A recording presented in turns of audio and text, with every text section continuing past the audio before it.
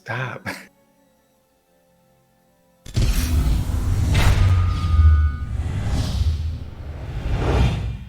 What's good, guys? The third episode of the Barons Club is live. We're joined today by my best friend Keyba. Keyba, is so nice of you to join me today. And I just realized, you know what I just realized? I didn't put What's on up, my man? gear, man. I didn't put on You're my. so unprepared today compared No, to everyone else. I'm like one of the most unprepared people you could ever meet in life. Last minute things, but I somehow still get things No, done. So I'll just pretend as that you long as guys, yeah. I'll pretend that you guys don't see me awkwardly just putting this on stream. Just pretend it was always there. That's the real MM now.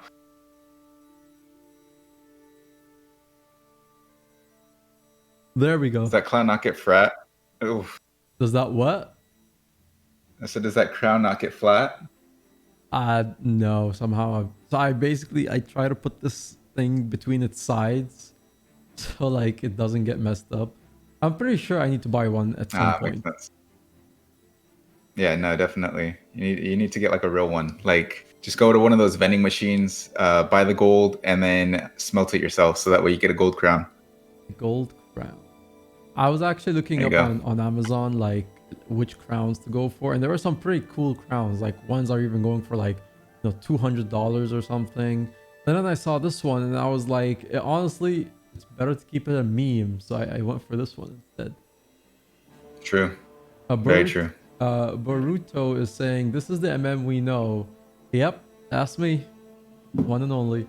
Hey, what's good to see you guys? Yeah, so today, third episode, we're gonna be discussing some interesting topics. We had the second episode with Enko and Sam last week, and this week we're going a full 180. We're gonna be talking about PvP and some World vs World debate. Keyba here, for those that don't know, is a pretty much a huge PvP player of the game.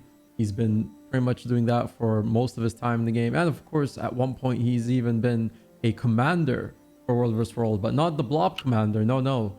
He was a commander for mini roaming squads, the ones that would, go in and kill 20 players and then run away and then go in, kill 10, 20 players and go back, and he'd do that with like a whopping 10 people somehow. So he's got a lot of experience in that too. Anyway, how you been, man? It's been a while, actually. Like yesterday we talked on Discord, right? And yesterday was like the first time in like a while since you and I had the chance to actually talk for a bit. So what you been up to, man? Yeah, man. Well, lately I just I don't know. Many people don't, if they don't keep up. Texas got destroyed by some snow, so that kind of was taking up a lot of time recovering through that. Also working on getting a new job, and then also working on YouTube content. So that's what I've been doing a lot. The funny part is when I started focusing more on gw2 content, I found less time to actually play the game. So yeah, that's pretty much how the last 2 months have been going. Yeah, I found that the same. Like it's hard to balance, especially if you got things going on in real life. It's hard to actually balance playing the game versus just choosing to make content for the game, and it's really not the same thing. It's just a different Yeah. focus, right? Um, so yeah, I mean, we got some topics. We got a lot of notes to discuss. So first, before we get into any of the details of PvP and World vs World, introduce yourself to the viewers in terms of like, how did you start streaming? What made you want to become a streamer or a content creator to begin with, right? And what was it like making that decision? Yeah, man. So I think it's because I'm a Leo, and I think my astrology sign says something like, just kidding. In all honesty, dude, I've been into performing arts for the longest time. Like, I don't know, it's ever since I was young, I've been, it's weird to say, I was like a child, a Kids Gap model when I was younger. So it's kind of been a part of my I don't know, personality to have that, that light shine on me.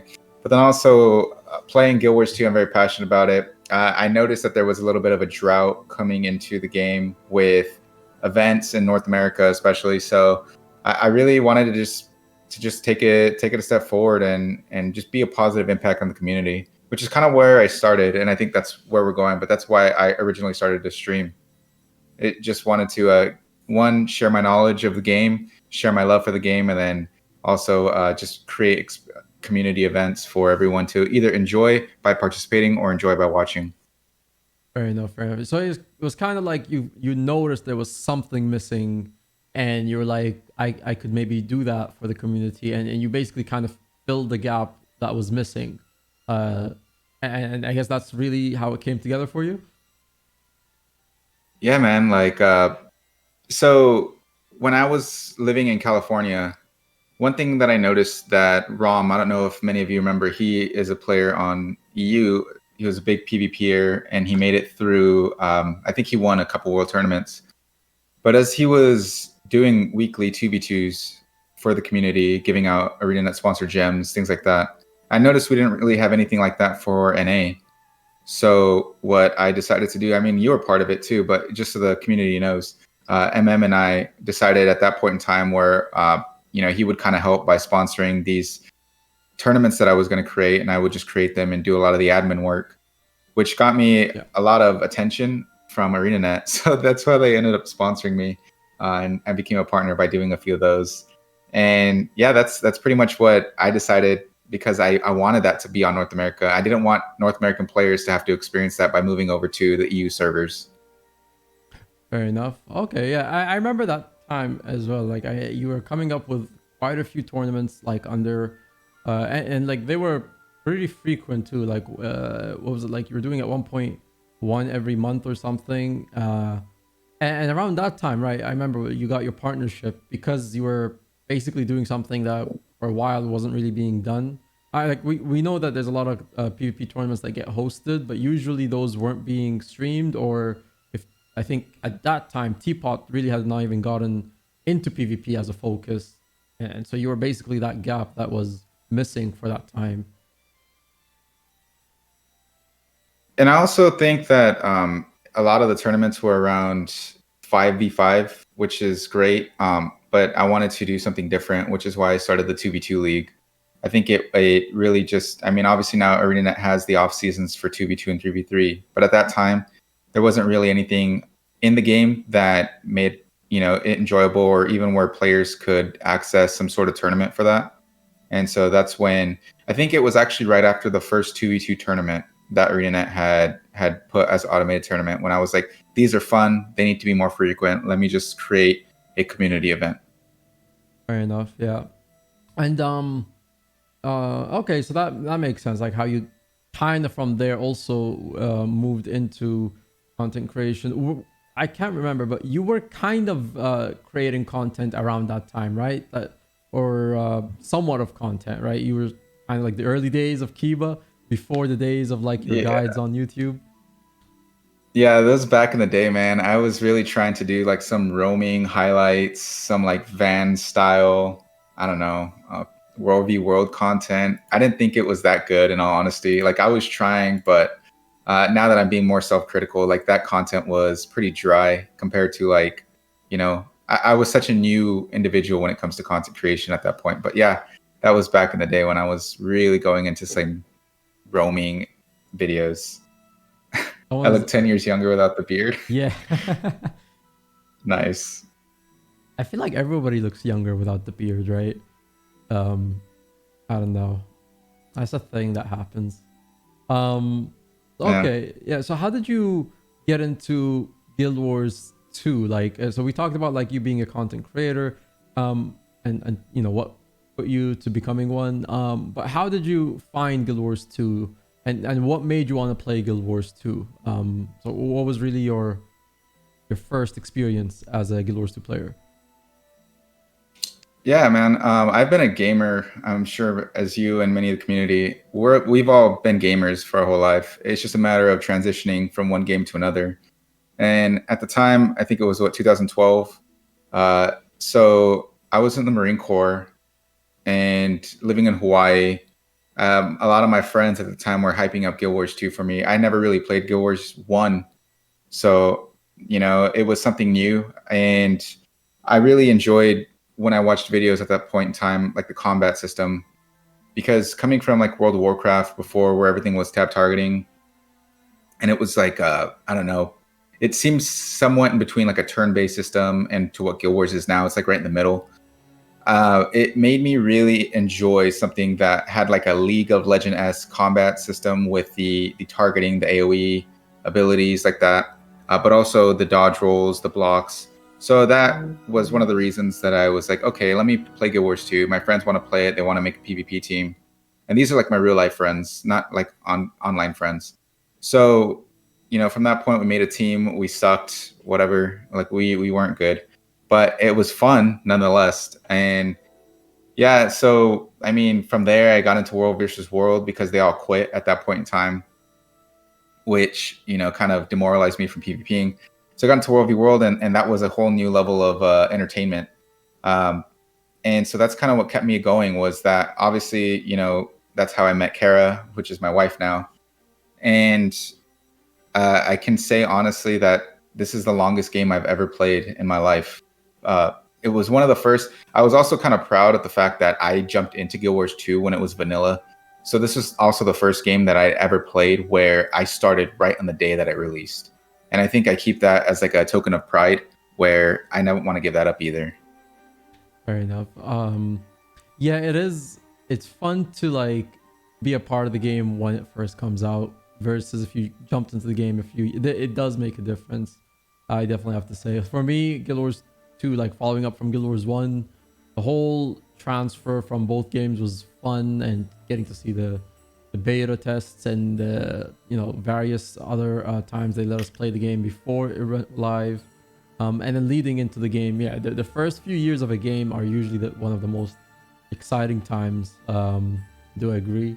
But also, it's amazing that you also got to like not only like have a few friends that like some of them maybe you don't talk to now, but most of them I know, the ones that play with you, you've basically met some of them in real life as well, right? And you've very much you've met Kara like in Guild Wars 2, right? And you guys are basically now living the dream, like literally the MMO couple. I have to say. I would honestly say that Sword Art Online, if any of you have watched that, is the biography of where I wanted. Well, it's kind of inspired my life because I'm the edgy guy who's wearing all black, obviously, and then my wife, Kara, who we met through Guild Wars 2.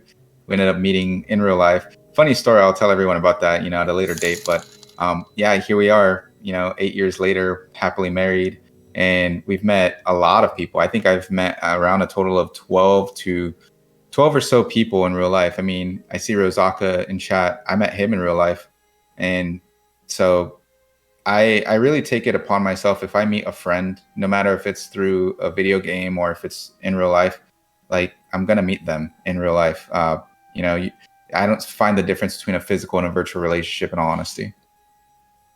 Yeah, actually, we were supposed to. I was supposed to come to your party like a couple months ago. Fortunately, it didn't happen. But yeah, it's different. Like I don't know. For me, at least, I felt like it's always been different meeting someone in the game, and then like maybe you meet them in real life, and versus someone that you meet through a mutual friend, or you just happen to meet outside of like a real environment, basically. So I could see where you're coming from in terms of like, well, it really shouldn't make a difference. And I feel like you kind of sometimes have a better friendship with people that you've never even met online. Like we've never met, you and I, right? Like I just know you from Guild Wars 2, and we've known each other now for like 5 years or something. Um, Yeah. but like you actually like realize like how much closer you have friends from like random games that you meet and MMOs that you play and everyone has the same passion for. Didn't really see that until later in my years in Guild Wars 2. At least even in World of Warcraft days, I didn't really see the whole thing of that. But then when you meet people that like this is someone I want to be a friend with, it does like you can tell like right away. Yeah, Roz is here I actually. think Guild Wars 2 has a great community for that. Maybe it's the time like the when it came out with technology changing. I don't want to get too off subject there, but I think Guild Wars 2 has also made it really easy for people to connect. They had that whole friendships thing. There's plenty of stories. I'm sure we're not the only one where we've met people or even met your wife through Guild Wars 2. It's kind of not an uncommon, but it's not as rare as you might think. But yeah, I mean, I think that's what makes Guild Wars 2 so unique and great is that, I've heard more stories in Guild Wars 2 than other games. Maybe that's just because I'm biased or my perspective is skewed from only really playing Guild Wars 2 for the last 8 years. But I think that was really awesome. And I think the community has a big role in that as well. Like everyone's super friendly, except for PvP. Just stay away from that. But that's what we're here to talk about anyways. Yeah, stay away from PvP. Well, yeah, I mean, speaking of PvP, you've been a little, I guess, like you mentioned to me yesterday, you've been a little bit like hesitant of like getting back into the game, but you're very well, what the PvP scene is right now, and to get started on the PvP section, the PvP debate, like, what do you feel like right now in PvP? How's the atmosphere? Like, do you think it's heading in a good direction? Do you think there's something that needs to be improved?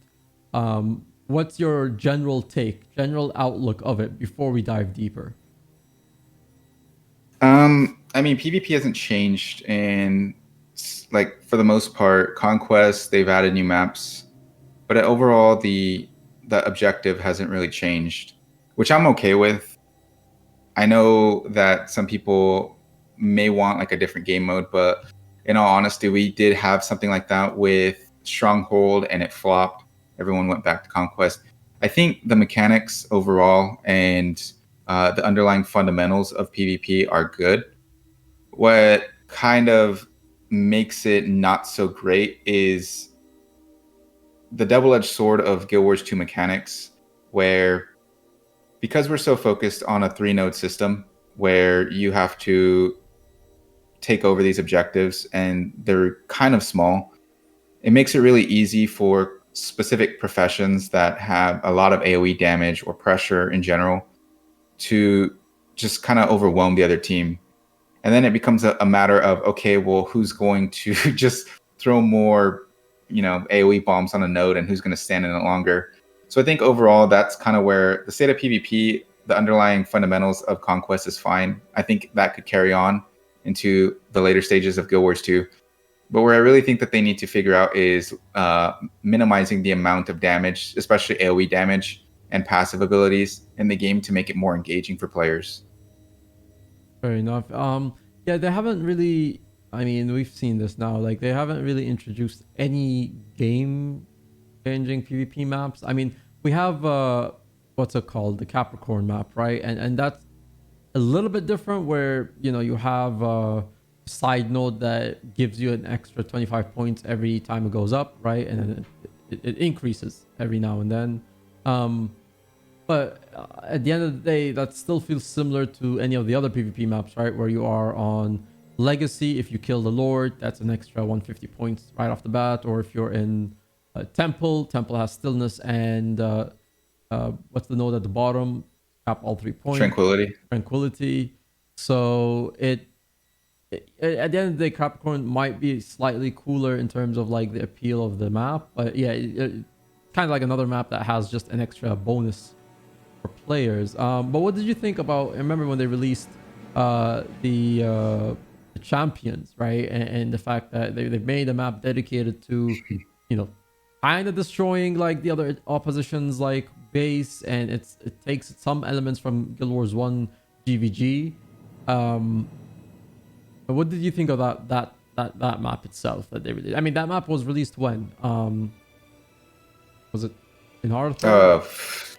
Yeah, Heart of Thorns. Something like that. What do you think of that map? Honestly, that's where I think, I don't think it's very Smite-ish. I think Guild Wars 2 is way too fast-paced of a game for something like that. MOBAs generally last about 30 minutes or so.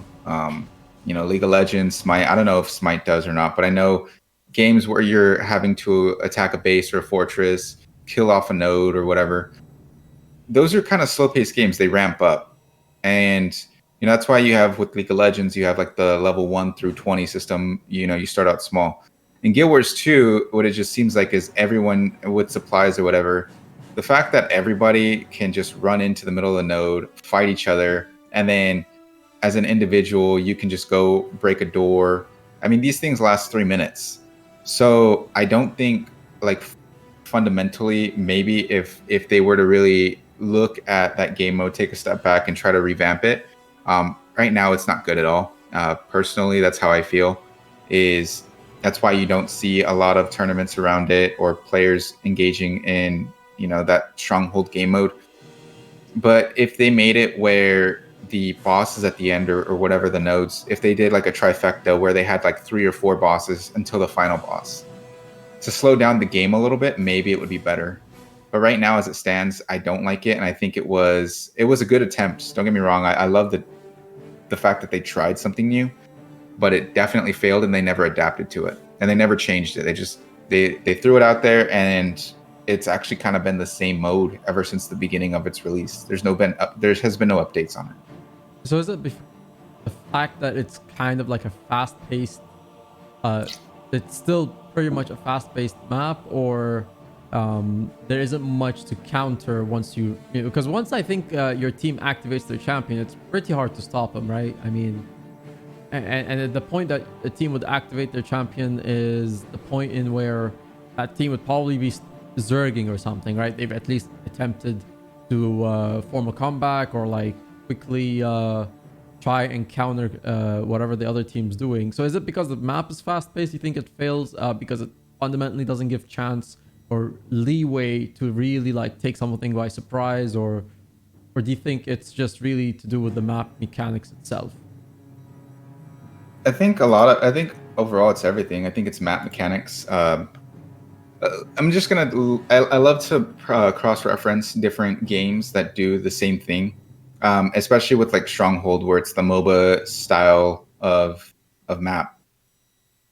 And with Guild Wars 2 versus a traditional MOBA, if you die in like League of Legends or whatnot, your respawn time gets exponentially longer.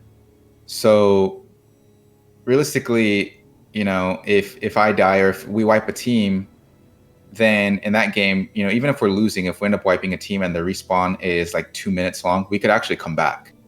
But in Guild Wars 2, the respawn timer is set at 20 seconds or so, something like that. Mm-hmm. And it doesn't matter how many times you die, it's going to be the same amount of time. So even if you do a team wipe and you try to come back, you only have 20 seconds to attempt that. And it's going to make it really difficult for you, especially if you're playing against good players who just are mechanically, more experienced. So I think that in itself makes it, I think it's too fast. Guild Wars 2 is way too quick. It's too fast paced of a game to implement that unless you put some restrictions overall in the game mode, or you add extra layers of tower defenses. Maybe make some of the mobs in that game mode a little bit stronger, so that way even the champions can kill you or whatnot. So yeah, I mean, theoretically it should work like on paper, but it just doesn't work for a lot of different underlying reasons. That if they wanted to make something like that work, they really have to look back, kind of scrap the whole project and start all over, in my opinion. Fair enough. But also, one of the things that makes it like fast-paced in any of the maps that you play in PvP is also the fact that like you got what is pretty much the combat system. It is a fast-paced combat system. Now, it is, I think, in my opinion, still the best combat system compared to any other MMO right now. But it ultimately also comes down to the combat system, right? Because it is very fast-paced. Yeah, and that's the thing too. Maybe what ArenaNet or Guild Wars 2 should do is not try to find something like that. I think, like I said, Conquest works. Conquest is the bread and butter of PvP. Personally, I feel like the maps that they've had in the past are fine. I like the mechanics. I like that each map has a different mechanic, such as the Stronghold or the Capricorn one. And not the Stronghold, I'm sorry, but like Legacy or the Forest one with the bosses that give you the buff. Like, I personally do enjoy all of those.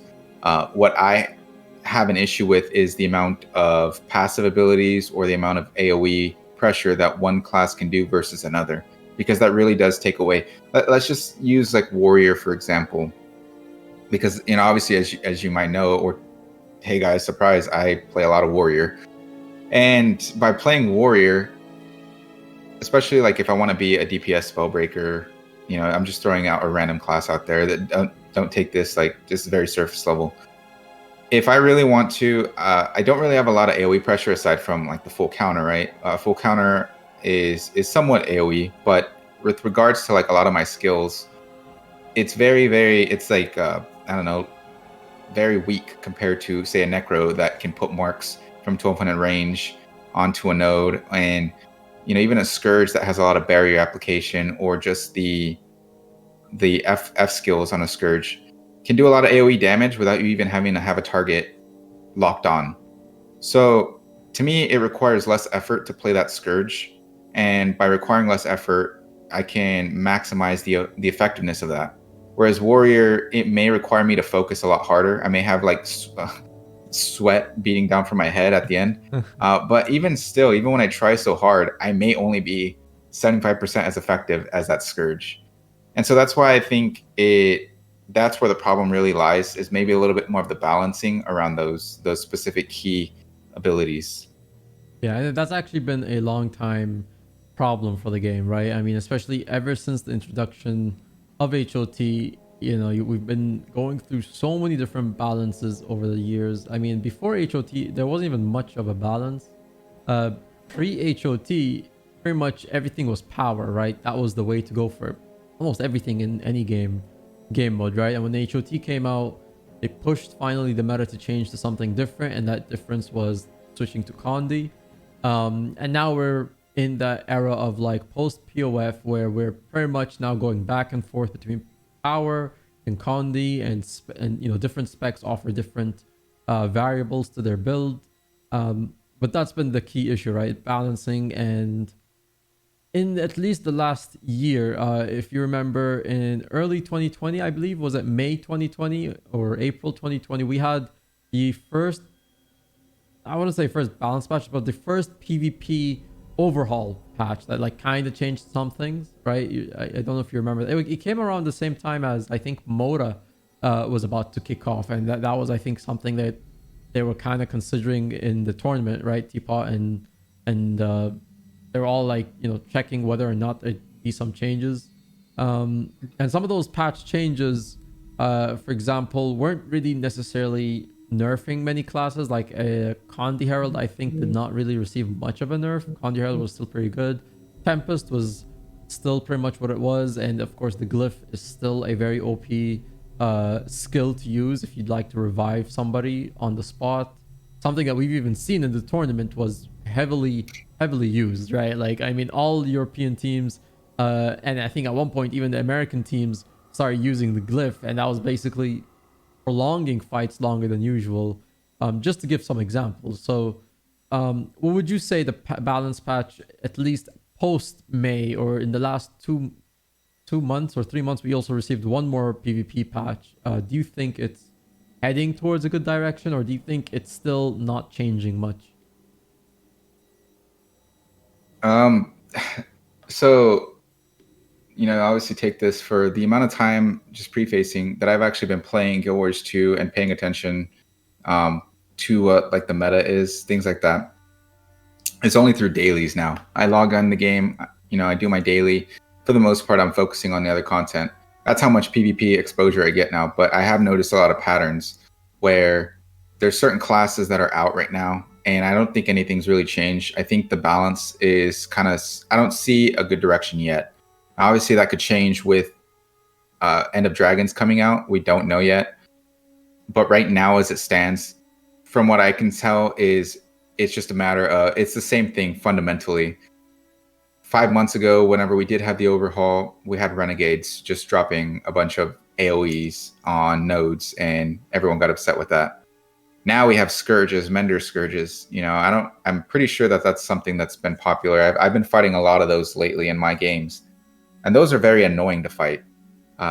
So overall, it's the same thing. Because of the fundamentals of Conquest, a lot of the times you're going to find players finding the best way, which you can't blame them, right? I don't blame any of the players for playing any of these classes or builds. But, we got to understand, like, because of the fundamentals of the game, they're going to adapt to what's going to make them have the highest chance of winning. So, yeah, for the balance patch, I don't see any positive changes as of yet. I think it's flattened out, but we'll have to see. We'll have to see when another overhaul comes out. Yeah, that's right. And it's also, again, it goes back to the questions. Like, you can only change or do so much and it to really be effective, right? Because you nerf something else goes overpowered. You power up something else gets nerfed. So it's really, we're getting to that level of like, it's really very, very difficult to really get a balanced patch that will actually maybe help each class. And right now it's just too many specs maybe is what's causing difficulty in balancing anything, right? So I'm interested to see how they take it forward, because I mean, speaking about the expansion, like that's something that'll also be discussing, because when you look at the expansion, people are expecting another set of elite specs to come out, right? And whole set of elite specializations. And how's that gonna be enrolled with like what we have currently? Are they gonna, you think they'll release a balance patch that would basically prepare us for the expansion? Would they release a balance patch with the specs in the expansion, like basically, see how the specs fare in the game once they've at least had a month or two to be played with? So what do you think? Would they prepare before knowing what they know about their specs before the expansion, or would you think they'd wait a little bit, see how the specs play out, and then do something? Yeah, I mean, history says that it's gonna be, they're gonna just throw them out there. Everything's gonna be in balance for like 2 months, 3 months, and then they're gonna start fine tuning it. That's exactly what happened in Heart of Thorns and Path of Fire. Funny enough, the best time we ever had balance in PvP in World versus World was right before the expansion dropped. And honestly, yeah, everything was pretty balanced. Every class had at least a place in the game. But then Heart of Thorns came out, or I'm sorry, Path of Fire came out, and it just all went to crap again. Yeah. I don't think it's that, honestly. Go ahead. No, go ahead. Don't think it's. I was gonna say, I don't think it's really that hard to balance. To be honest with you, I think what the problem is that they start focusing on highlighted issues where, you get a forums post or a Reddit post or something. Someone says something is overpowered, right? I don't know. Let's just say, oh, Renegade is overpowered. It does this. So now everything's focused on Renegade. Whereas if they just look at it fundamentally with the game mode, right? Conquest, what is the objective? How do we make it to where each class has the most impact in the game, so that way one's not overpowering another? That's all they really have to do. And then, from there, maybe they minimize the range of an AoE. They reduce the effects of a passive ability. Those are kind of things that really need to be taken into consideration. I don't think it's a lot of the damage application. I just think it's the ability for me not to have to press something and for something to work is what makes it very, very strong, if that makes sense. Yeah, fair enough. Yeah, it's funny enough. Like, I think the reason why we had that not perfect balance, but it was almost perfect pre-PUF is because we had only just still had one set of elite specs, right? It was pretty easy to balance like between classes that would be better in power versus classes that would rely more on Condi. And I think we might not get that level of balance in the future, because I mean, now we're 2 specs in. Expansion would probably release a 3rd spec in. That's gonna be a lot to take in. I mean, that's three specs for the class, your core, and then like your +3, and it's gonna be hard to, like, I don't know, nerf something for like the Heart of Thorns spec of a class, but then the PUF spec or whatever EOD spec might be a little too overpowered, or they nerf maybe the base spec, just the base core class, and then maybe one other spec is kind of nerfed. So it's really like they can't really play too much, I guess, with the balance. Otherwise, like they might mess it up even more than it is. So yeah, it's like 4 by 9. Four, like, well, this is where I think, like, fundamentally, like, just give me the keys, man. Honestly, it's all about keeping it simple. What I would honestly do, when this happens, because it's inevitable that we're gonna be, well, three specializations in, and then like 4 or 5 core trait lines, is honesty. Honestly, the best thing I can do, the best way I would explain it is, look, you can only have one specialization. So I think the specialization should be the least focused trait line, because you can only have one. And I think 2 out of the 3 are generally what makes a build strong or a class strong. In my opinion, ArenaNet needs to really put more effort into fixing all the core trait lines of every single class. Make those all really, really, good. Make them synergize with the specific character. So that way, as a warrior, for example, I don't always have to rely on discipline. I'm gridlocked to that one trait line in order to have any effect in a lot of the games because of the weapon swap. That's what gives warrior the edge or the adrenaline, right? So if you just take the core specializations, make those really, really good and really, really strong, you build a good foundation for every single character, every single profession. From there, the specializations, if one specialization's out of whack, whatever, you have 2 more to work with. You know what I mean? So I don't think that they're really doing that, at least not from my opinion is, or from what I can tell. And it makes it really hard to balance, because now they're really focusing on trying to balance every single trait line, when all they have to do, just don't worry about the specialization until you fix the core ones. Fair enough. Yeah, I think I I don't know if I would say like maybe sometimes they kind of try too hard because like each specialization is like treated as its own core spec kind of thing, right? So I don't know if that's the problem where they feel like every specialization should matter in every balance patch, and yes, I think maybe that's a nice way of going about it, but then that's also not realistic. um but I agree, like if they maybe at least fine-tune the core in its own, that could probably leave room where to add on to what you're saying, is focus on the core. If the core spec is fine, then maybe the other 3 specs should be just things that complement the core class and not their own entire thing. Because right now, that's what the other Yeah. specializations are. They're basically a different class of the warrior or a different class of guardian or something, right? But if they just made the core as good as it is and fine tune that, like you said, then the other 3 specializations just act as the bonus. They just act as a way to enhance your core class, but not necessarily become its own other class. Yeah, it's like adding ketchup on fries. Exactly. Like It's pretty much the same thing. instead of adding ketchup on fries right now, they're just adding like more fries on fries. So it's just you can't have you can I mean fries is good, but then at some point there's something called a little too much fries. Not good for you. Yeah. Or too much ketchup. Either way, but that's the whole point. Yeah, that's how I see it. I just don't see that going the way, because it's like Renegade, right? People say, look, Renegade is overpowered because of whatever the spirits are, and that is a possibility. But let's just say the other 2 trait lines are what makes Renegade really strong. The Renegade trait line by itself might not be as strong, or the Renegade spirits might not be as strong, if you didn't have Retribution giving you constant life force for using a specialization, things like that. So when they synergize well, it's great. And obviously, you want to make sure that every core specialization is tuned appropriately to where it's not overpowered.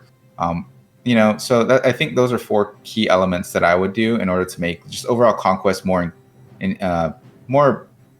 I guess, fun for everyday players. Chicken Noodle, thank you so much for subscribing as well, by the way, being a tier 1 sub.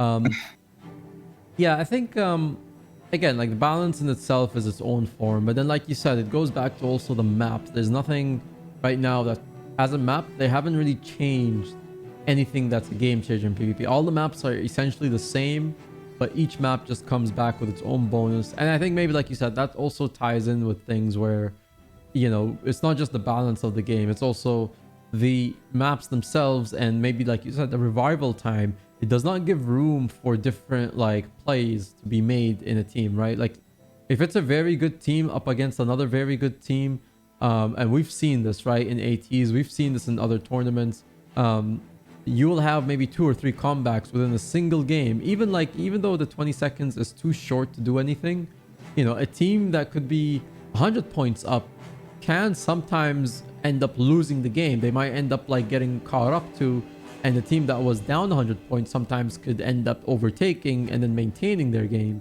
And in some cases, we've even seen games where they were so close, even up to the 500 mark, they were just neck and neck.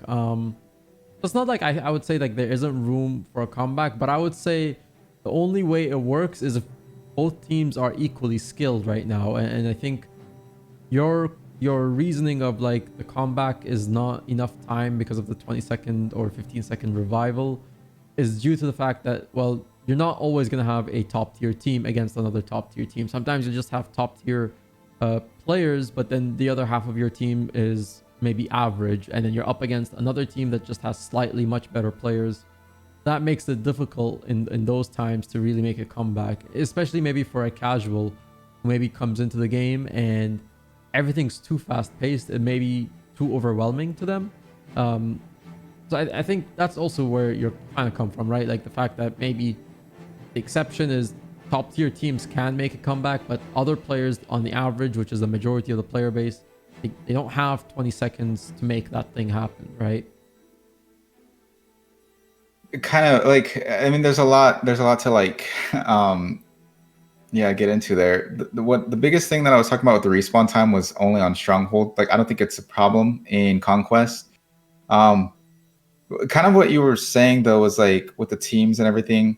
I think ultimately, if ArenaNet made the game more enjoyable, at least PvP, there's a few things that I would think of. Right, first is kind of just having like that tutorial island again, where you're kind of learning what the overall mechanics are. I don't think that there's a very good tutorial with PvP. It is very hard for a new player to come in and just learn, which is why I started my YouTube channel.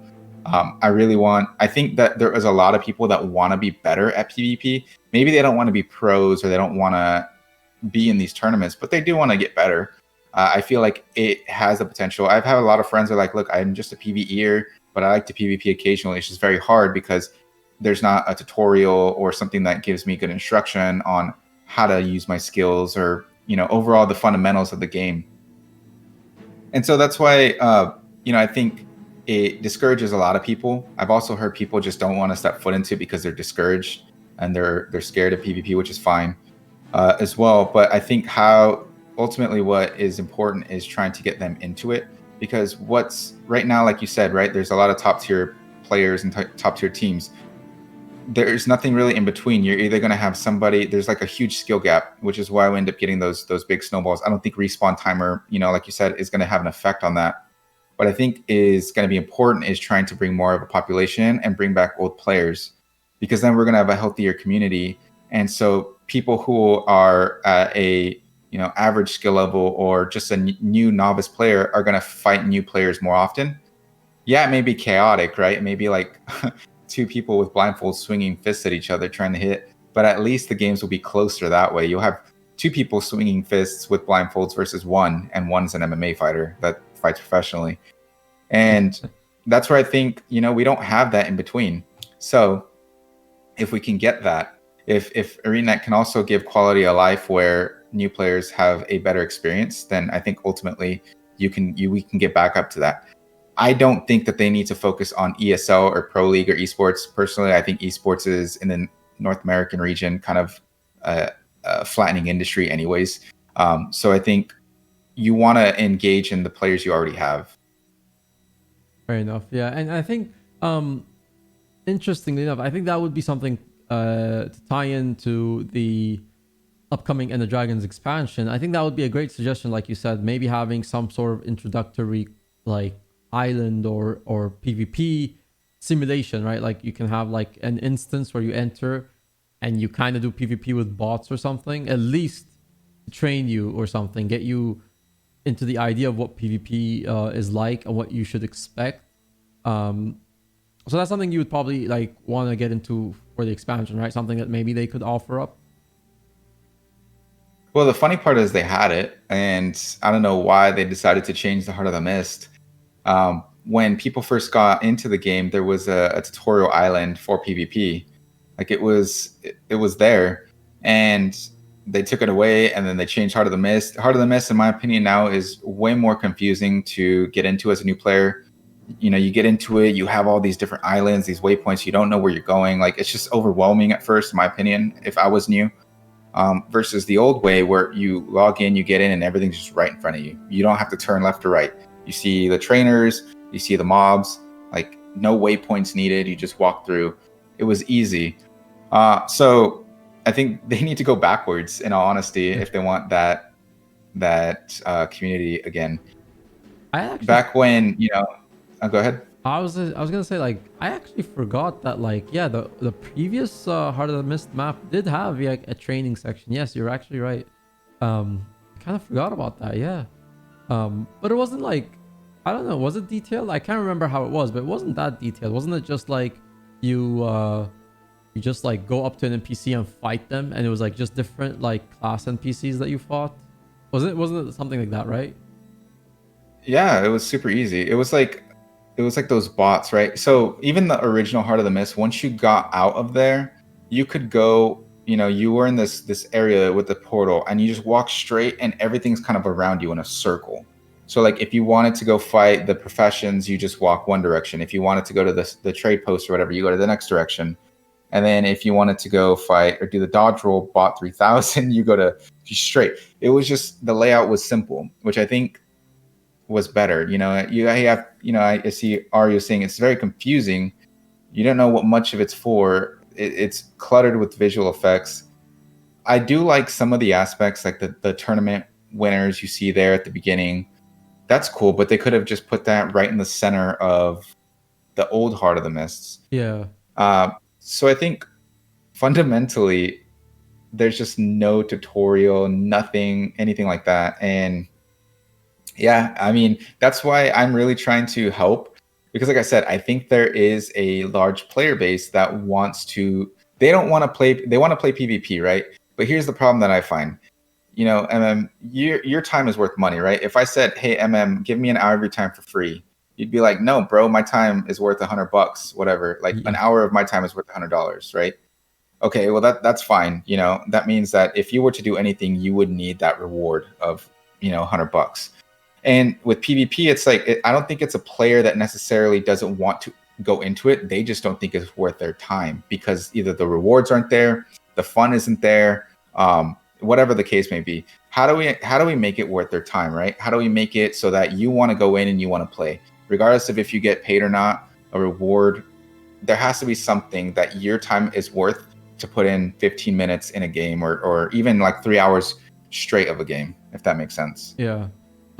Before I Kashmar actually said something interesting. This is something that was in Guild Wars 1. But before I get into what Cash just said in chat, I want to just show people, and I just pulled this up like right now. It's actually on Iron Maiden's channel. What basically what you were talking about, like the old Heart of the Mists PvP combat practice area. So I'm just gonna put this up on the display capture right here, for people to see. And I think there it is. So here, as people could see, this is the map that Keyba was talking about, where everything was just kind of like in its own section. It was just very easy to get to. I think I actually need to do one more thing. Right here. There we go. There we go. Yeah, I was like, Okay. Let me just see, couldn't because find like this. we're on delay. So let me just see if it pulls up. I'm sorry, Ari. I have to make sure that I'm. It's easier to drink and it's cheaper to buy a gallon. Yeah. And so this is what we were talking about, right? The Hall of Memories. This pretty much is like where PvP used to be. I think before 2017 or something.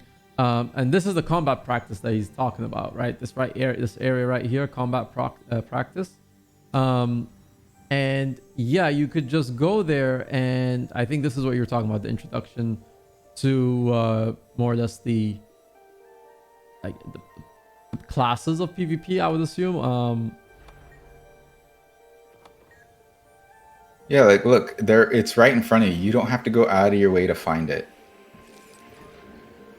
Sparring partner. I think there was a There you go. section for You have the classes. I don't know if she shows it in this video itself. capture. And then there's Siege Master. I think they also had World vs. World included in this at the time. Yeah, your Siege Master. But then also because the Trebuchet and Kylo, Battle of Kylo map.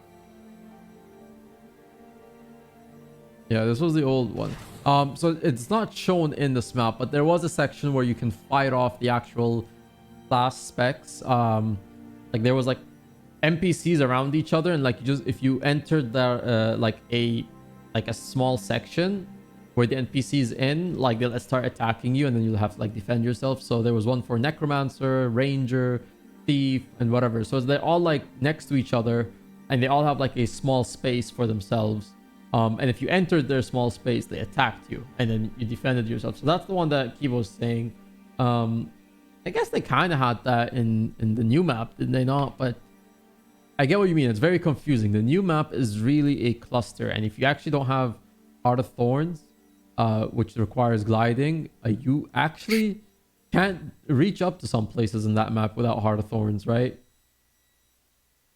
Yeah, it's very forgotten of new player experience, in my opinion. Yeah. I think new players in is always good. I've never been a believer it's like a leaky bucket. It's inevitable. Some people are going to move on. I think it's whenever traditionally in any industry, I think I read some statistic that was like 80% or so of the people fall off within the first like year or something, whatever, new game, whatnot. And I mean that's going to happen. Like you could make the best game in the world, but some people just either stop playing games altogether. So you want to bring new people in. You want to keep them engaged. It's just way too difficult the way it's laid out right now. In order for somebody to get in, and like you said, without the expansion, they can't really glide. I don't know if waypoints are all unlocked or not, but it's too much. Way too much. Yeah, I think they forgot about new players. Yeah. So Cash actually mentioned a good point. She said, would like to see more of the casual PvE/PvP from factions return. Alliance battles, JQ, FA, they were a good taste of PvP. And to give some context on what that is, so basically Ingel Wars 1, of course there was this thing called alliances, and basically there was two factions you can choose from, right? Luxon or Kurzuk. And that's like basically the same thing as like choosing Horde or Alliance in World of Warcraft. It's, which faction you're loyal to. And you of course get points for that, like, representing your faction in different game modes. So one thing was there was a thing called Alliance battles, which was all these game modes I'm going to mention are pretty much PvP. They're player versus player. So Alliance battles was basically you team up with with three people. So like you're a party of four people, and when you enter the map, when you like queue up, and then when you enter a game, you're basically randomly paired with three other teams. So you're a total of 12 players, right? In one game, versus 12 players of the opposing faction. You do not see the health or the bar of any of the other three teams you're paired with. You just see the party that you're with, right? The three players that you're with. So it's just three teams, four players each, and that's 12 people, right? So they had that, and basically the alliance battle system was you go around the map, you capture points like nodes basically, and you earn points from those nodes. There's I think also some maps had like a special ability. So it's pretty much like what PvP is today, except like 12v12. Some maps had, like, for example, in alliance battles, I think a dragon, like you could summon a dragon to help you. Some other maps like were mainly favored towards one faction, and the other faction had a disadvantage, things like that. And that was that. And then there was two other game modes, Jade Quarry and Fort Aspenwood. Jade Quarry was another node system, except this was an 8v8 map, and pretty much 8 on the Luxon side, 8 on the Kurzuk side. This map was themed towards the Luxon side, hence the name Jade Quarry. And it had 3 capture points, and those 3 capture points basically were nodes as well, except they don't give you points from the nodes. You basically have to capture them so that your escort, like, you know, they had like escorts there, like you had your turtle that you had to escort to the node, and then they pick up a jade, and then they have to transfer it back to your camp, and then that's how you get a point. And likewise, the other faction has the same, and you can even kill the other faction's escort to prevent them from actually capturing the jade from the node. That was another game mode. And then Fort Aspenwood was another game mode, which was basically the Kurziks were defending a fort and the Luxons were attacking the fort. So you basically, one team was kind of like attacking like a keep, and then there was a defending team for the keep. So those were 3 game modes, and they are PvP, but a lot of casuals actually enjoyed it. Like, there weren't a lot of people who complained about like balance, right? Because those game modes were just fun.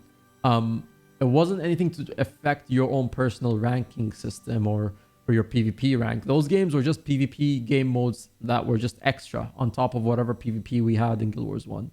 And you had a lot of casuals who loved those because you didn't necessarily, like, there were of course builds that made these game modes effective, but casuals didn't feel like pressured to, you know, do something that they didn't like or anything. Like, it just felt like, you know, I can go into this game mode with whatever build, I can play, I can get a taste of what PvP is like, and if I like PvP, I'll get serious about it and commit to actual PvP. I'm wondering if they can actually introduce something like that in Guild Wars 2. And I think we've talked about this before. You know, we've mentioned these features. You and I have talked about this before. Would you think something like this could appeal to the casuals in Guild Wars 2? Because it's obviously not the same audience. Game modes are kind of like that, introductory. Yeah, I mean, for the most part, I would.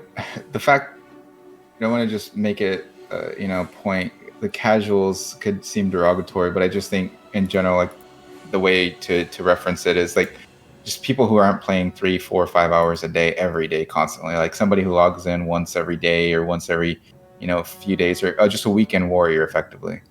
I think that ideally, yeah, like I would like to see a couple of things. I think Conquest is fine. Like I said, I don't want any changes to Conquest.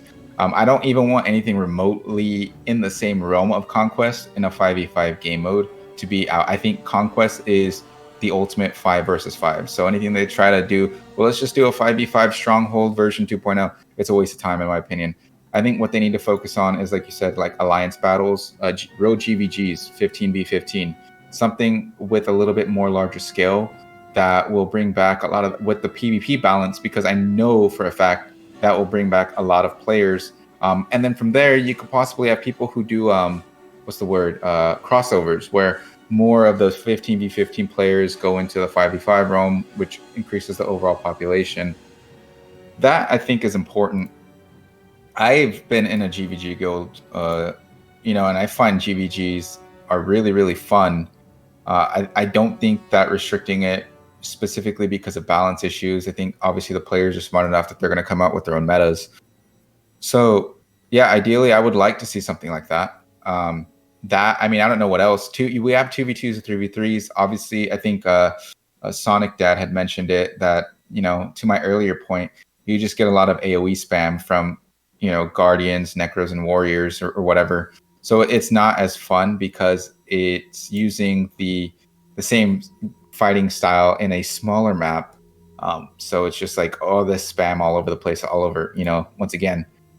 Once again, it would be fun. But I don't think that, coming out with 5v5 game modes is the solve it problem again. I think World v World is the way I would categorize it. World versus World would be for large scale open fights. 15v15s would be more of a traditional structured GVG with PvP balance. And then you could have the 5v5s with Conquest and the 2v2s and the 1v1 arenas. Yeah, fair enough. And like Big Monster here says, yes, the more people you have, the more casual can like it, because it's not all about them. Having a 4v5 is really bad, but not as bad as a 11v12. And I think, yeah, that's tying into what you're saying is, if you can just offer game modes that are slightly more scaled in numbers. And this is actually a perfect segue to get into the next topic of World vs. World, right? I know a lot of people sometimes even other players who usually don't do anything related to PvP can sometimes they can find PvP itself overwhelming, but I've seen from the past that more people are willing to get into World vs. World simply because there is that option of, well, I can just go be part of a Zerg of 50 people, you know.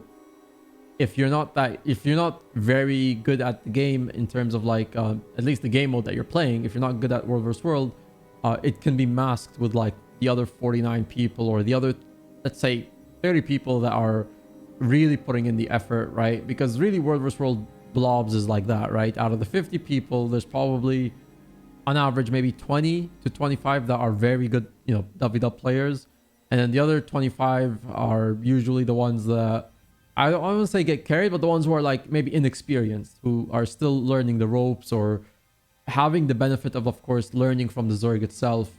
Um, of course, here's the thing though, WW right now as it is, there hasn't been much change to push anyone in it, and I think that's one of the questions to you is, you know, you've seen it, right?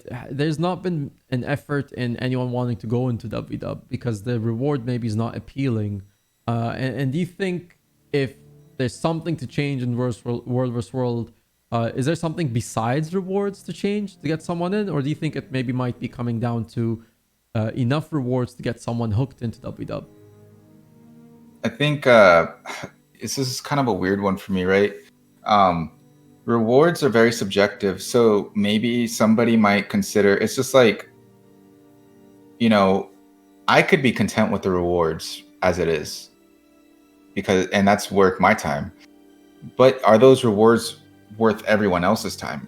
So it's like, and what rewards are they asking for? What if some people want gold rewards, and what if some people want, I don't know, like precursor rewards? Like how do you find the middle ground for that? So rewards is kind of weird for me. I mean, there's so many type of rewards out there.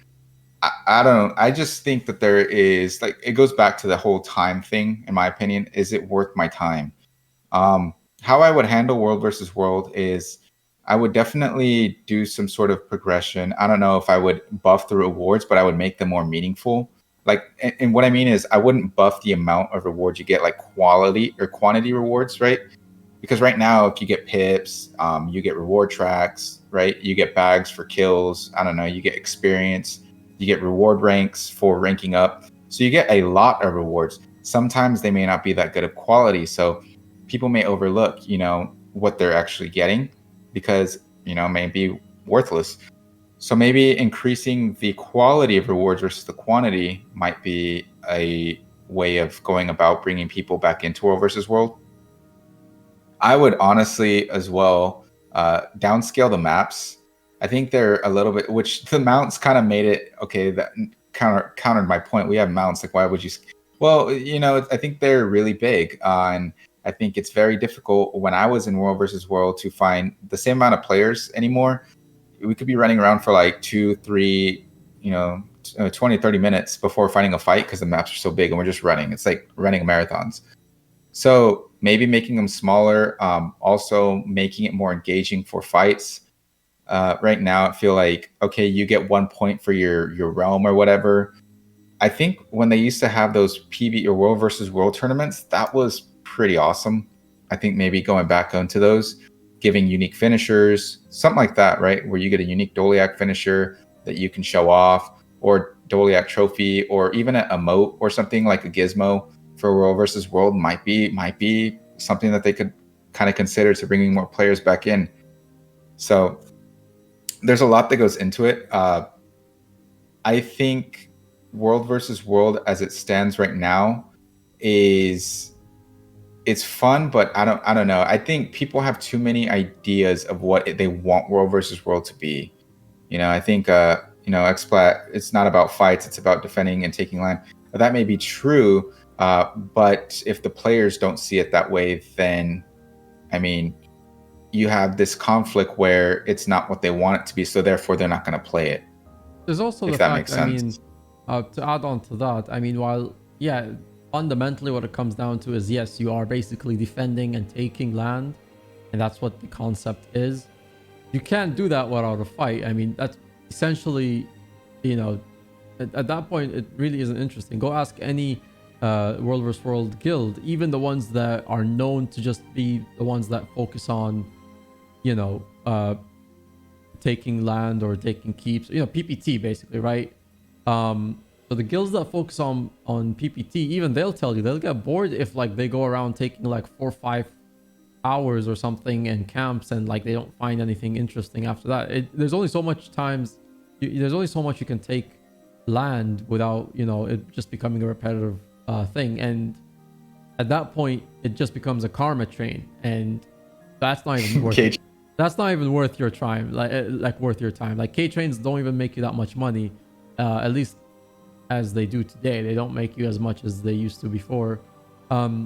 So yeah, I mean, yes, fights basically comes from that, but ultimately fights also does add a key role to World vs. World. I think you're forgetting that fight in itself is also a huge aspect. It's not just about fighting and taking land. It's not just about taking land. It's also the fights that come with it. Those need to be there. I mean, and it could be something that is simply solved by adding that 15v15, where fight guilds can go fight where they want.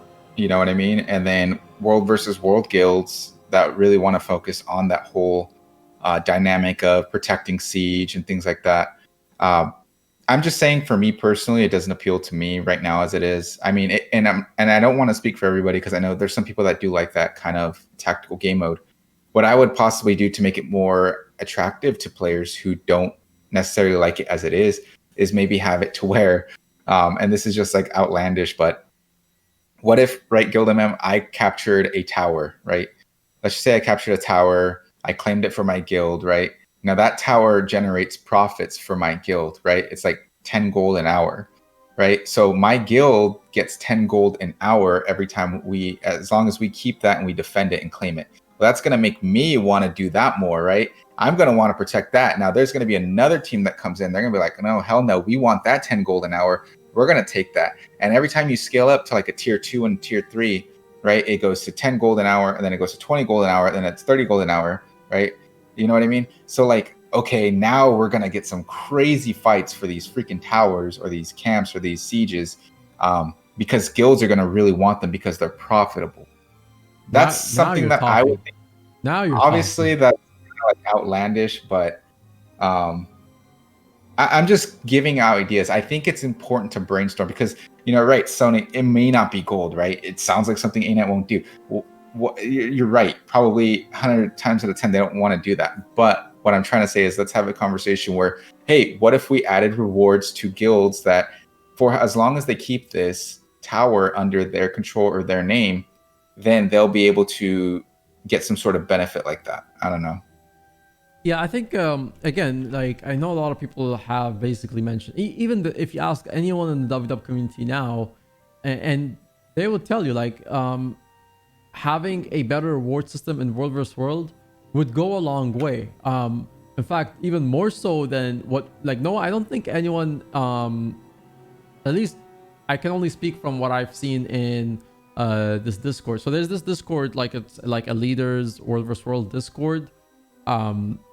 And they have a few ANET devs there. Like any World vs. World guild is welcome to join. You basically can join as a representative, and like the leader of the guild can join, or basically 2 representatives per guild. And most of the time the discussion does lean towards where, like, if the rewards were just better, it would really incentivize more people to join the game, because it goes also back to what you're saying. The maps are maybe too big. I honestly, for you think the maps are big. I actually don't feel like the maps are big enough. But when I was playing World vs. World, and you were also during the prime times. If you remember, World vs. World in its prime, people would complain the maps are maybe like Alpine Borderlands was maybe slightly too small, and the original desert map was big. The one that released originally with the Heart of Thorns, that one was huge, and then they had to cut that down in size. But I think if the rewards were there, it would go a long way. I think if the rewards were there, it would also incentivize, like you said, other people to come into the game mode, because then there's a reason to stay. Right now, there is no reason to kind of be in World vs. World for a player who does not jump into WW, right? PvE players don't see the reason to be there. PvP players will probably jump in just because it is related to PvP in itself, right? It's still a competitive gameplay. But I do feel like it does fundamentally come also down to the whole reward system. Yeah, honestly, I think I could just pin it down to this. Look, they got to stop giving away AFK rewards. They can't just give me a reward for being in the game mode. I think that's dumb. Like I think it's okay. I think it's fine, but everything so far seems like it's that direction. You know, pips. You have AFK pip farmers effectively. You know, yeah, you have to have participation, but I mean, there's ways around that, loopholes. So it just feels like I could be a part of a Zerg, right? I could be in the back line. I could press one, and I get rewards. It doesn't seem rewarding to me, which is why I think the idea of having engaging rewards, which is why I came up with that whole tower, 10 gold an hour for keeping it, might be what that reward system looks like when you have actual quality rewards in the game mode that bring people in. It doesn't have to be gold. I just use gold because I think every Guild Wars 2 player can say they love having more gold in their wallet. Yeah. Or gems or whatever. It's also a good example, like easily relatable. There's also the fact that, I mean, like you mentioned also previously, they did do seasons. If anyone remembers, there were 3 seasons of World vs. World tournaments that we had. And I think that was peak WW before HOT, right? That was the peak of World vs. World. And it was fun to have those seasons because you had something like server pride, but then I think the rewards were not bad at that time. The rewards were not bad, and then it was also ultimately down to the server's rankings. And so yeah, I really think if they can incorporate something like seasons plus a better reward system, like the pip system right now it's not that it's not bad, it's just that it's also still not worth your time. I think the gold per hour you make in World vs. World is just 10 gold, maybe barely even 10 gold, and the money in the World vs. World doesn't even come from the actual materials you get. It gets from the spirit shards you earn, right? Because you're leveling up almost every time in WW, the tomes of knowledge that you receive. Mm-hmm. And it's funny enough that that's basically where you make your money from. But again, then you also have the fact that a lot of people in WW don't even know about that. Like I've met people who have like 20,000, 30,000 spirit shards, and they've told me like they never knew what to do with it. And I'm just like, you can literally, simplest thing is convert your T5 to T6 and then just go sell it on the trading post. That's gonna get you, that's gonna basically like be your gold per hour from World vs. World if you think of it. But it just requires too much effort, in my opinion. I guess like you have to really think outside the box in order to do. It's like the same thing with doing map completions to sell the gifts. Like it's something that the community kind of came together to build a market around. Like I think to address what gw2 was asking, I think they removed seasons because I think it was creating some sort of like unhealthy level of gameplay, or it was something controversial like that where players just felt that there was too much time invested or something. Is that something? I don't remember, Emma, is that right? Like I don't know why they removed seasons, but I do remember a lot of forum complaints in the season. So when seasons came out, so season 1 of World vs. World, I believe, and this is like, I'll just tell you like who won each season, right? So season 1, I believe Blackgate won season 1, Jade Quarry won season 2, and then the third season, I think Blackgate won the third season. The complaints people had about seasons was that like there was just too much like there's a lot of like basically matchup manipulation, and it was just easily done because of server transfers. So in season 1, something that happened was Blackgate had supposedly paid the third server in the tier to focus Jade Quarry, and they lost that season. So then what did Jade Quarry do in season 2? They paid that same server to focus Blackgate in season 2, and then Jade Quarry won that season.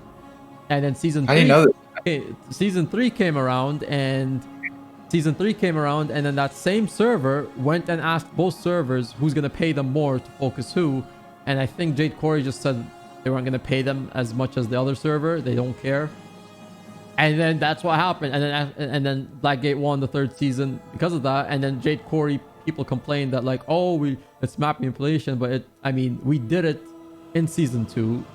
Blackgate did it in season 1, and then season 3, the only reason why they didn't do it was because I guess Jade Quarry leaders didn't want to pay. And the weird thing about that is also the third server in that tier 1 matchup, because the tier 1 matchup was the one that determined who would win the season. And then, each server would win it in its tier, but ultimately, of course, tier 1 is the one that matters. And that third server was known as like the had like the lapdog or something of the other two servers. That's what it was. Like the third server was basically the other two servers' lapdog.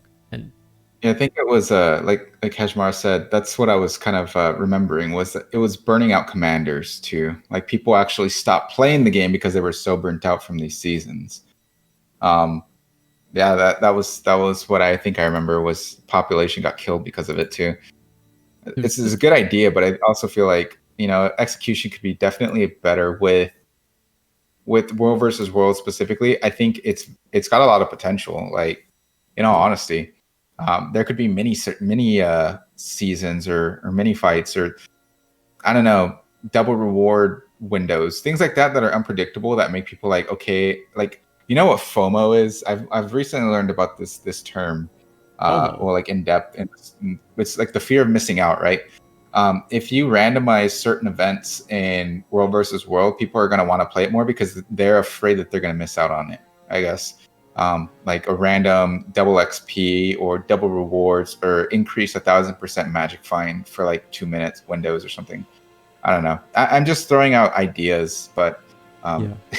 I and think also realistically, like, it's also like, yeah, I mean, the hard thing about World vs. World is it's basically 24/7. yeah, And it's like that for the entire week. So like, yeah, again, when it goes back to competitive gameplay, um the thing with the seasons, yeah, it burns you out. And Aizen, what the hell? FOMO. Yeah, I know. It starts with an F, yeah, not an H. I don't think I can even say that on stream. Um, so yeah, like it's 24/7. So like you have to have 24/7 coverage all week. Like, and anyone who's been in World vs. World knows that 24/7 coverage is not possible. Like at best, you can have maybe 3 time zones that you can control, like like your best 3 time zones. But there's always going to be like 1 or 2 missing time zones that you just simply will not be able to fill, and it's just too difficult to rely on a single commander in every time zone. You need like, if you have your NA Prime, for example, NA needs like 3-4 commanders. Then you need your OCX, which is like usually late NA, right? Like your 1 a.m. to 4 a.m. EST. That's basically your OCX, Oceanic time zone.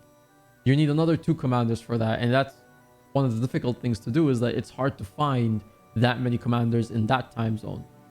Same with your Southeast Asia time zone, which is usually typically around like 5-6 a.m. in the morning to around 10 a.m. in the or 10 a.m. in the morning as well, like in EST, right, in American time. So it's just not possible. And I don't know if they should change maybe the way the matchups are played, like in terms of like reducing the actual length of the matchup, or um what would you think? Like, is there anything that they could do to make that experience better? Otherwise, people are just burning out every week. honestly, I think I don't think they could do anything to make it better. I feel like they would do more harm than good if they try to like restrict time zones, or even put any sort of like restriction on time, because it's too many players. That another thing to think about too is we all have different play times, so you could miss a window, just be being unlucky.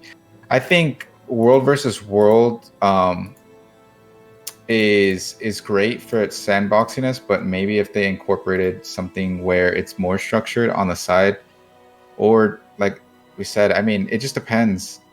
It's very hard to do that. I honestly don't have a solution, or I don't think anything that I could kind of give insight into would be helpful. So Yeah. probably not. I also think though, like the game mode in itself doesn't need changes. It's really like, I know a lot of people have mentioned like, oh, like you need to add this to the gameplay or this, and I honestly think and I'm sure there's a lot of other people who I've seen agree with this. the game mode itself doesn't actually need to be changed. It's just the appeal to bring people to that game mode. You know what I mean? Like, which comes down to rewards and maybe offering some other solutions for some other things, like Splat said, like, you know, fights. Maybe like a lot of people just, it's not appeal to them. They want to just like go and capture keeps and towers, and of course that triggers a fight at some point. But some people actually just don't even care about that. So maybe, like you said, Keyba, offering a GVG system, or the long-awaited GVG system that we've been waiting for since, you know, the eternity of the game's release, right? So that would probably have another incentive for more players to get in competitively, at least from PvP. That would draw the PvP audience. That might even draw like people who would want to like be a part of, like, you know, their own personal guild that PvPs and stuff, like or GVGs. So in terms of adding to the game mode, I think maybe adding GVGs as an option, a separate map or a separate instance, that would go a long way. But the game mode itself, World vs. World, is actually as good as it is. I think it's still one of the it's still one of the better, well done, like, you know, server versus server modes that like other MMOs have also tried to implement. But I think you know, Guild Wars 2 actually manages to do it very well. Yeah, no, and yeah, I agree. We got to refine it. We got to make it more enjoyable for people to, one, retain players, but also bring new players in. I honestly think the World v World community is, for the most part, I think you can really build a nice group of friends. You can have like a 10, 20 man group and, you know, build good friendships. Like, I haven't found something like that in PvP. Everyone just kind of is very cannibalistic in a way. Whatever, I have good PvP friends, but I tend to stay away from the overall like huge community.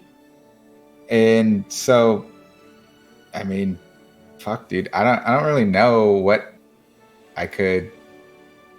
If it was me, right, there'd be a lot of overhauls, but some of them might not be good, but they'd be different. You know, I would make it a point, an emphasis, and try to make it very nice for people to have like a pride with playing with the group or wanting to be a part of a group or community. I've played a few other games where it's like, if you're part of this guild, you know what I mean? Like, the intrinsic value of being in that guild is huge. So you work towards it, you work hard, and once you get into it, you're happy there with the people because they may take things seriously or whatever. But there's not in a game called Guild Wars 2, right? It's so funny.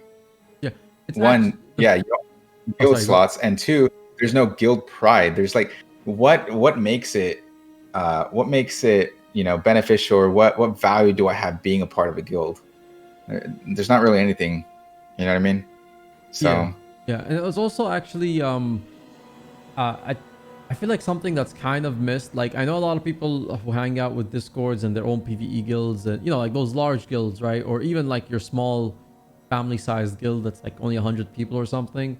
But believe me, it's a very different experience having a WW guild that you're a part of, and like a guild that rallies like 3 or 4 nights a week. You're in there with like 15 other people, sometimes 20 other people, depending on the size of the guild, or, you know, and that's there for 2 hours, and that's done 3-4 times a week. Some guilds even do that every day. It's a very close-knit group. Like, WW guilds, I feel like people sometimes like don't talk about that, like the benefit of having that guild that wants to strive to be better. Like, it's a very different atmosphere. I would say if anyone has never been a part of the World vs. World guild, believe me, it's not the same as being in a PvE guild. A World vs. World guild, yes, you have like a training night, have rally nights, which is basically where you go out, fight, or take keeps to get fights or things like that. Yeah, and it's a lot of fun. Like, there's a lot of fun, but then also at the same time, I know people think it's maybe too overwhelming, or maybe it's too elitist, but believe me, WW guilds don't, like, unless like you're joining a guild that has that level that they want you to be in, right? That's a different guild. That's just a guild that wants just better experienced players for themselves, which they have a right to ask for that, right? You don't have to join. But a lot of WW guilds aren't like that. A lot of WW guilds will like offer to even train you, and if they even have money to fund your ascended gear, they will try to set up like some ascended fund to set up your own ascended gear so that you can adapt to build changes. Like Keyba, you've been basically part of a WW guild and you've led your own, so you can talk from experience as well. I would say the biggest thing is, like you said, 2 hours, two times, 3 times a week, 2 hours, you really become close with these people. And it becomes a matter of from my experience, I've been more excited about playing with them versus the actual game mode itself. Obviously, there comes a point where I'm like, I'm just too bored of the game mode. I'm sorry, guys. I like you all, but I can't do it anymore. Um, but I mean, like, you know what I mean? There is that element that isn't talked about, like you said.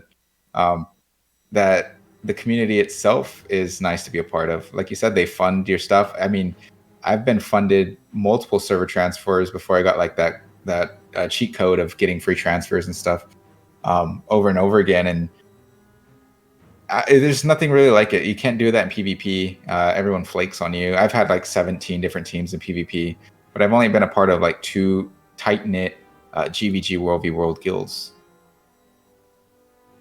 It needs rotating maps would make it fresh. So right now we can't really do too much with rotating maps, just simply because like, well, we have Alpine, we have EBG, and we have a Desert Borderlands, right? So we would probably need one more map if you want to have the full rotation between servers. And I think that will just come down to if they want to release a Canton themed map in the Dragons expansion for World vs. World, because we have not seen one released for Path of Fire. And I think also they might not want to, just simply because when they did release the what was it? When they did release the Desert Borderlands, it did not have a good reaction. It had like a good excitement and hype before it, like when it was released, like in the trailer. But when the map actually went live and people started playing the map, it didn't really have good feedback because people complained. Partly because the map was probably just too big to play in, and it was actually difficult to even find people.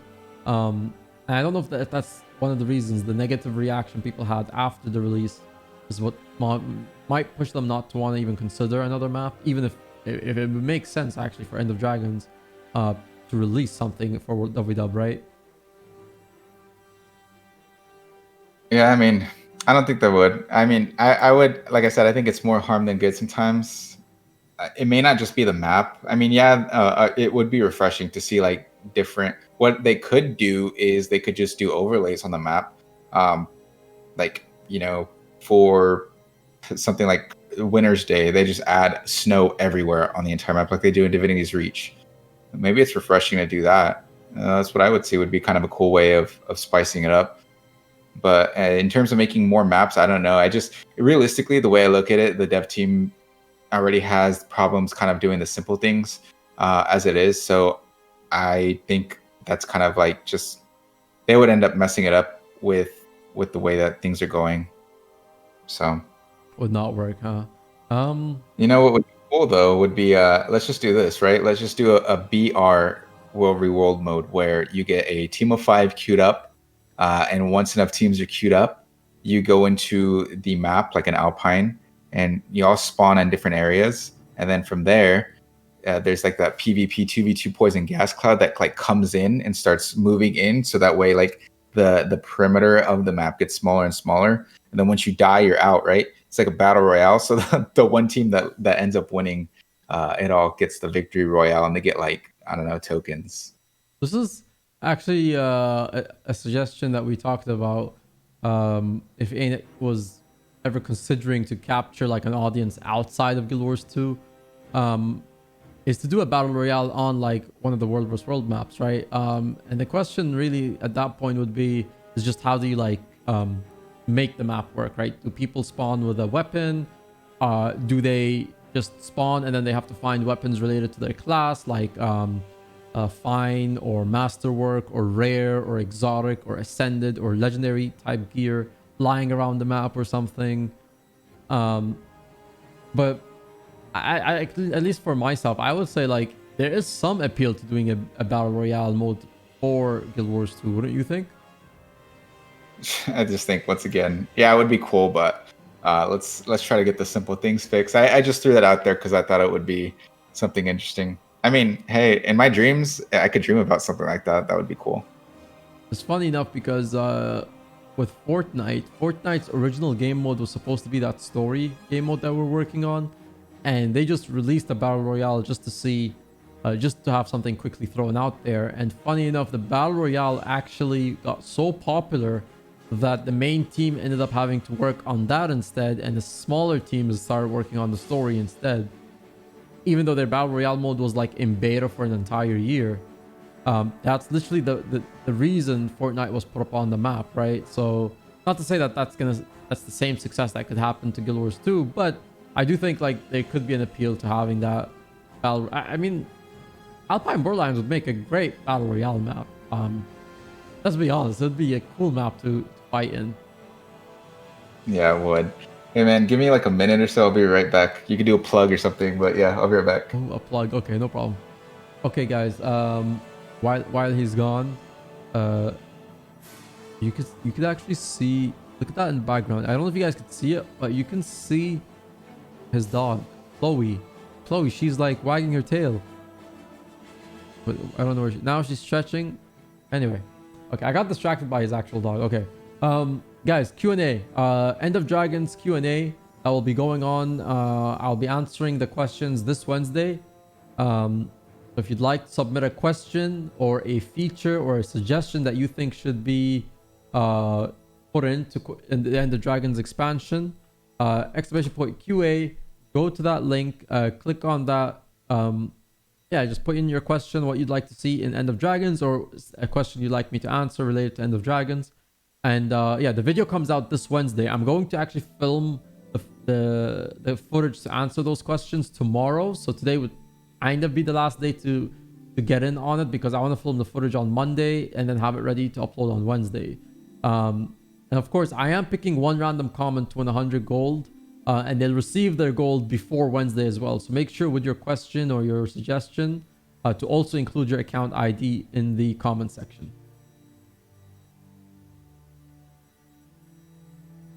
All that water got to me, dude. Oh, welcome back. I gotta stop drinking Yeah, you've been drinking a lot of water, aren't you? water. Yeah, dude, my voice gets like real dry, and then it starts like cracking a little bit. So I have to drink a lot of water because I know I talk a lot and I talk quick. Yeah. I have the same thing. The problem is I don't drink water, so it's like what you're doing is actually healthy. So to get back into the discussion, we've talked about basically, so we've also, just to cover the topics that we've talked about, right? We've covered the topics of what got you into content creation, what got you into Guild Wars 2 itself, the game itself that we hear and we enjoy, and the PvP, particularly the balance and things that we'd like to see improved upon that could possibly come out in the expansion. And then we of course entered this entire debate about what's it called? Davidab. Oh, dog time. Is that a dog cam? No, I mean, I want to make sure everyone sees that she's not a cat. Oh wait, someone said she's a cat. But yeah, It's a cat. Oh, I don't know. That's what Kappa. But yeah, so yeah, we went through a lot. Yeah. And so before we What wrap else? up, we still have one more topic that is, and we kind of have mentioned this for WW, but I guess we didn't really officially dive into it. But what would you like to see for World vs. World that could be implemented in End of Dragons? Of course, this could be things realistic that you think can be implemented, or something that you hope could be in the expansion. For World versus World, End of Dragons, alliances. Let's be honest. It's been like what 4 years since they've talked about that. I would hope realistically that gets implemented in End of Dragons. Ideally, maybe something like I said. Everything that we've kind of talked about, I think we've kind of just like wrung it dry. What I would like to see, I would like to see more quality rewards as well. And something that's centered around giving your guild specific rewards, right?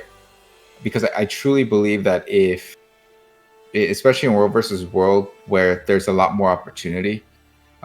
If one guild can only control one object or whatever, and that there's a unlimited amount of guild slots, well, effectively 500, that if that guild on that server can take something or take a couple things, then they get some sort of guild reward.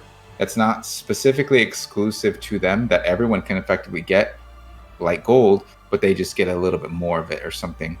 Um, I would like to see more of that, because then I think that would instill maybe some guild pride, some bragging rights, things like that.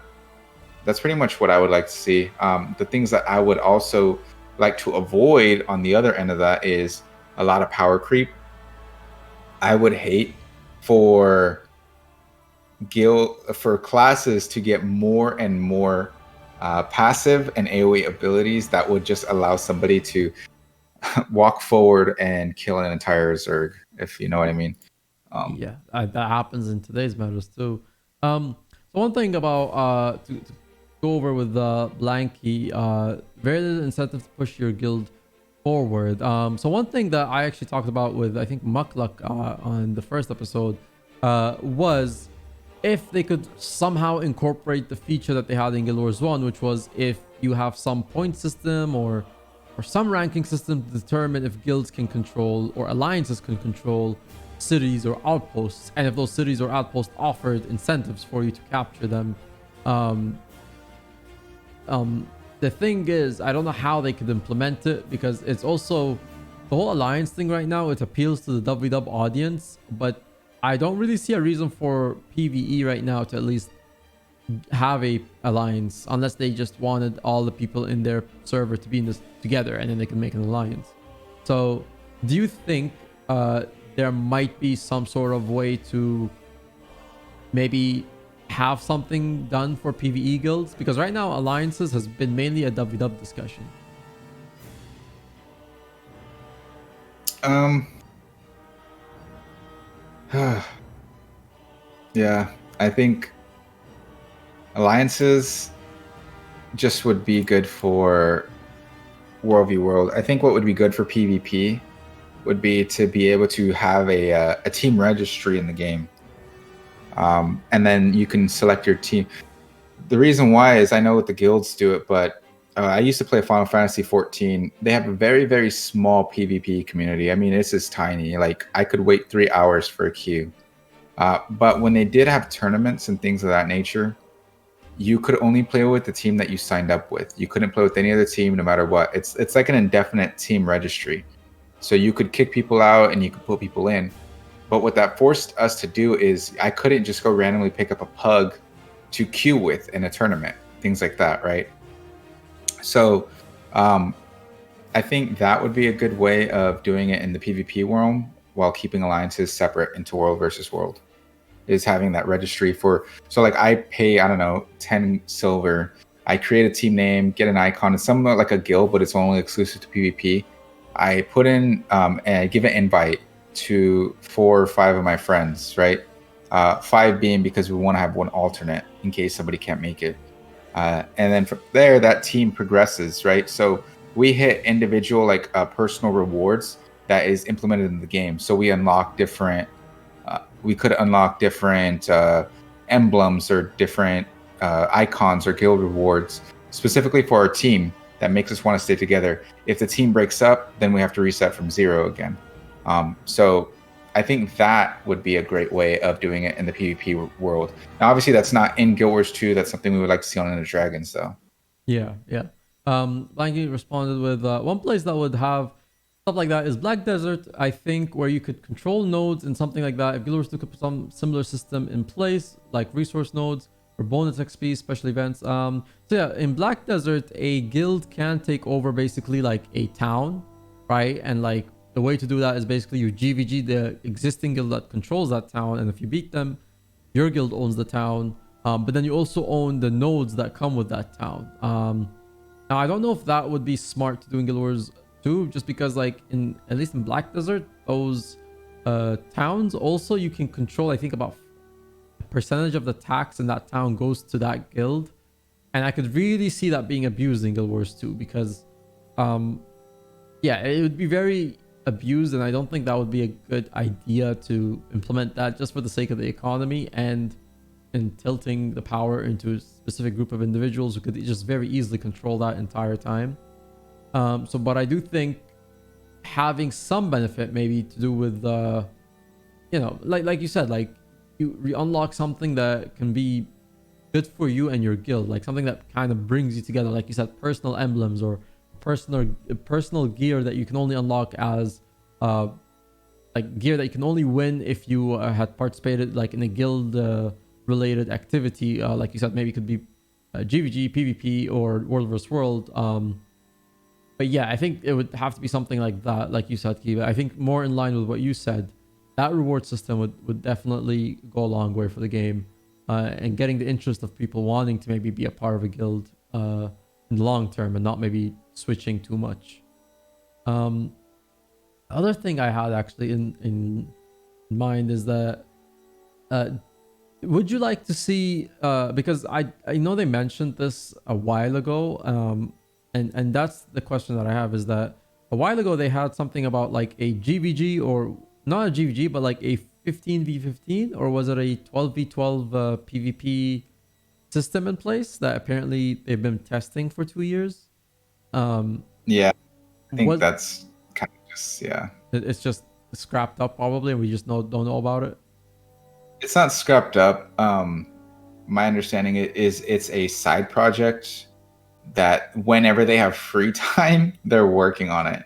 It's not something that is looking to be implemented. It's like kind of like a we'll get to it when we get to it. But it's, yeah, definitely on the roadmap of things. If something takes precedence, like a balance or living story, they're just going to keep pushing it out. It's kind of a safe way of saying that, look, if we have nothing else to do, then this will come out. But yeah, as it stands, they have a lot to do. Yeah. Um, but is it like being implemented in a PvP style system, or an actual GVG instance way, or I think it would be like a PvP style, like a queue up. I think it's a map. So from my understanding is, and I'm not certain, but I do believe that the way it is incorporated is through a queue system in the PvP lobby. That like your party of 10, or you can queue solo, and another party or solo queue of 10 go in. I don't know how the map lays out. I don't know if it's a death match or anything. I can't remember. If it is, that would be kind of cool too. If it is deathmatch, I think we need more deathmatch, large scale, which like the 15v15 would effectively be a deathmatch. So yeah, hopefully they do, find nothing else to do to work on that, because that would be really cool to see in the game. yeah, yeah, definitely. Yeah, I was wondering because, like, I know most people in, at least from who I talked in the World vs World community, they wanted something like that's World vs World style, not like necessarily an instant PvP map. And they have mentioned like, can we have like a instanced Edge of the Mists or something, but like not in the point of like where you have PvP specs. Like you still have like your regular gear as you would in World vs World. So I thought that was interesting because I know they've been working on that, but I didn't know if they like scrapped that idea or not. Yeah, I think honestly, from my understanding and from my personal experience, I think the GVG community, even the inactives right now, would much rather enjoy the PvP style of balance and the way it is with amulets and the scaling of attacks versus World v World, because I think it's less power creep with the amount of like the crazy stats that you can have in World versus World, where you have like a minstrel, gear set that just pretty much makes you this healing tank bot. Well, you don't have that in PvP. You don't have a minstrel amulet. You have menders, which adds power, but there is a pullback. There's no toughness on that amulet. So, it's one of those things where I think it would appeal to them more to have it in PvP with the PvP balance. Fair enough. Yeah. I'm really hoping that we can get to see some of that come into play in the expansion. Um, as sad as it is, I mean, this would be really the now or never time for them to release alliances, right? Because alliances was actually like very much a Anthem thing, right? In Guild Wars 1, it released with the factions expansion. Um, and that's when they introduced it. So this really might be the best time to introduce alliances, right? Like it's coming out with End of Dragons, which is also Canton themed. Like, that would be like the best way to call back to Guild Wars 1. So I'm really hoping they can fulfill on that. But we have not heard anything from alliances since the what was the last dev post was, I think, maybe 2019. Yeah, that thing got delayed beyond belief. Yeah. I also think it's because they also don't have. I mean, how many people do they even have working in Novida? Like 4 or 5 people. It doesn't seem that I many. think they rehired. I think they hired a few old devs back, from what I understand. But yeah, it kind of sucks that they built hype around it, and then it's still been like what 2-3 years. Like the meme is like, "Oh, happy anniversary" when it was announced. Yeah, Alliances went. but what they're probably doing, yeah, right. I think what they're doing is they are. I'm speculating, looking to have that as a feature of the Cantha release. It would be smart, in my opinion, to do that. It would just incentivize more of the sell, of the expansion in business aspects. So I think that's what they're doing. If they don't, maybe they release it like a month after the expansion drops. Um, those are kind of what I think might happen. I don't know, to be honest with you, but yeah, it would be cool to finally see that come to fruition. Spot saying there's an old dev that's back. I think, yeah, there was recently an old senior dev that worked in the WW game mode that recently got back. So I mean, hopefully we get some direction there. But like you said, like, when they first announced it, I think it was what was it, 2018? So there was already like a year, almost a year into POF. So there was no incentive, I guess, to release it like before. Come here. Come here. Hi, bad girl, Chloe. I'm so sorry. She's somewhat of a guard dog. When she's a door that closes, like it's probably Kara. She starts barking. I don't know why. I'm sorry. Most dogs are like that. I have, like, my friend has this German Shepherd, who's like he's like such a baby, like this German Shepherd, right? And he's huge, but when it comes to doors and I don't know what, he just like freaks out and is like, "Hey, calm down." But Yeah, I gotta calm her down. She's good now. Go ahead. yeah, What so were you like, saying? so what I was saying is, like, yeah, like the dev is back, and like alliances, like you said, might be the best time to do it in the expansion. And I'm kind of wondering, did they at some point realize that like it's so ambitious of a project, and at some point maybe they just decided not to give too much resource to it, and now with this expansion they're like, this is actually the best time, we'll have a selling point, another selling point for the expansion. I don't know if they Yep. planned it that way, but if they did, then that would have been I guess, the best way to do it. I think it's more damage control. I feel like they wanted to do it before, but I feel like the next best step would be to release it with the expansion as a selling point. I don't know if they planned it that way, but I think that's just how it turned out. Do you Like think they're just like, well, since we can't release it, since we're too slow or too behind, let's just put it in the expansion, and that gives you more time to work on it, and that gives us a better selling point. do you think they would also probably also end up doing GVGs in the expansion itself? Like, actually, here's the thing.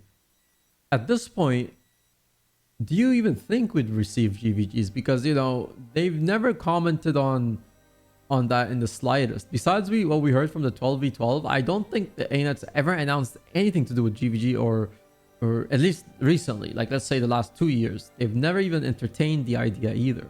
So Yeah, I don't think so. I hate to be like negative about it, but I mean, I just don't expect anything regarded GVGs to be part of the game at all. I hope get something out of that. But all right, well, we've talked, we've had some good points actually. So we've covered both PvP and World vs. World topics, which we've done in a good amount of time for this podcast. Very proud actually. We kind of had a few sidetracks, but we've actually been able to stay on topic very well. Last week when I had Sam and Enko, we went an extra hour and a half because there's just every time you put three barons in the podcast, it doesn't end well. And surprisingly, I've noticed that if it's only me and another guest, like I have only Muckluck to compare to you right now, we've managed to keep it about 2 hours, and I'm very proud of that. So, good job, guys. We got it done. Let me see. Oh, I just want to kind of see. What do we think that the main point of the next X pack is going to be? Letting new elites. I know they're going to come out with new elites. I think the next point, the next main point of the X pack is going to be new races. New That's what I races. think. I think Tengu, new race, right? I don't know about Largos, but I know some people mentioned they want to be Largos or whatever.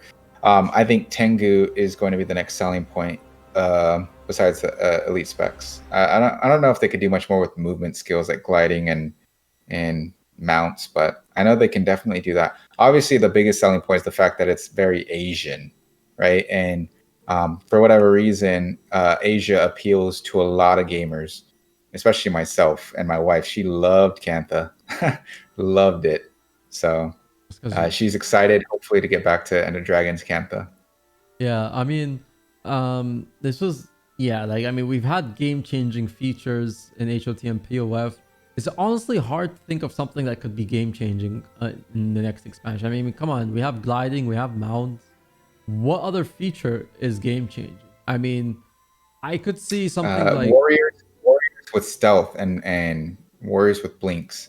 Warriors with 3 weapon swaps. That would be game changing. 3 weapon swaps. Okay, that would just be confusing to be honest. But no, I mean, 3 weapon slots. Honestly, that would actually be game changing because that would fundamentally change a lot of things in the game.